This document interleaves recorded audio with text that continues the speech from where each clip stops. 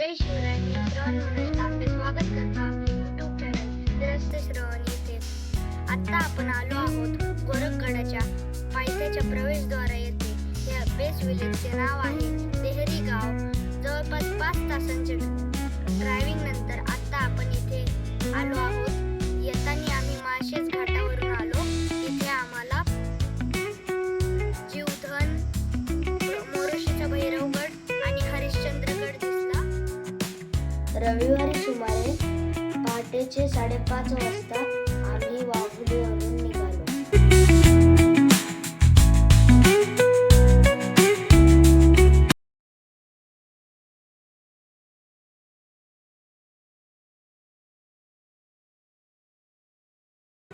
माझ्यासोबत आज मम्मी, पप्पा, मावळू दादा आणि तनू दादा आलेले आहेत. गडाच्या सुरुवातीलाच असे गोरक्षनाथांचे सुंदर मंदिर आहे.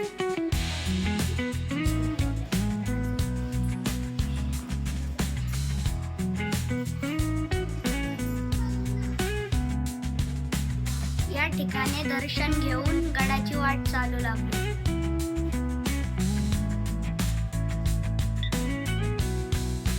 गडाच्या सुरुवातीपासून हा 1 तासाचा जंगल ट्रेक आहे.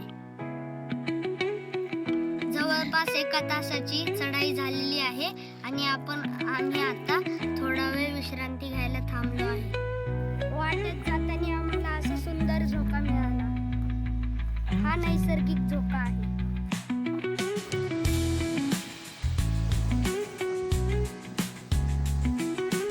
आणि ही आहे गोरखगडाची खूपच प्रसिद्ध फ्रेम.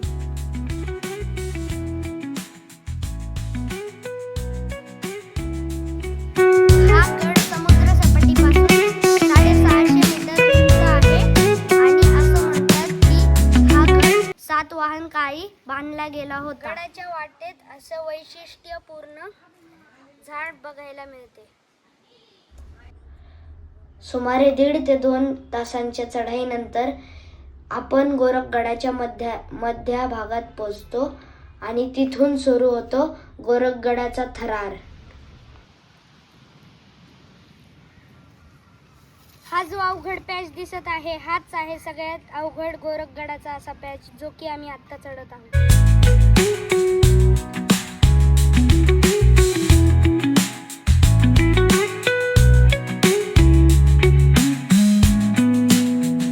समोर जो दिसत आहे तो आहे मच्छिंद्रगड आणि आमच्या मागे जी गुफा दिसत आहे, इथेच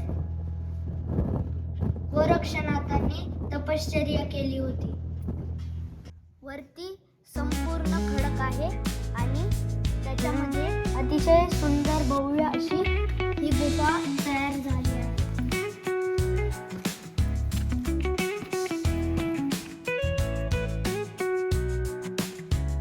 ह्या गुहेमुळे ह्या गडाला ऐतिहासिक आणि आध्यात्मिक महत्त्व प्राप्त झाले आहे. गडाचा अतिशय अवघड पॅच आम्ही आता चढणार आहोत.